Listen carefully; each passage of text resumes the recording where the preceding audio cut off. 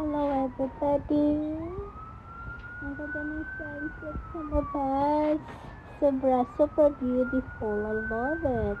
Make a love shout out to everyone, to all the members out there. Tell teacher, Nets, Divers Gala, or Bertolo, Kati Journey, Dance Max, Bless Girl, Zooey, All in One, Faith, Limwell, hello everyone. sorry. I'm so sorry guys. Hello to all my friends, Kelly TV, Jabilino, MBTV, Film Country Living, Simply LVTV, Leticia, Cesalicia Almansa, Kaislaw, Almin, si Bandong, Reckless, Masing Vlog, si John Tags, The Jaguar, Kamanoy, Maskarang Vloggers, Mitch, Sanjita.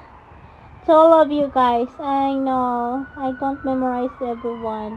My mind is already overloaded. Super overloaded. Wala nang laman. Wala nang isasaksak sa utak.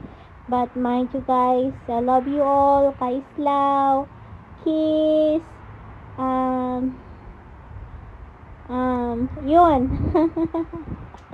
Pasensya na sa hindi ko mabanggit. Sis Laura, ayan, Filipina Creator, Kim's World, welcome to Kim's World. Diba?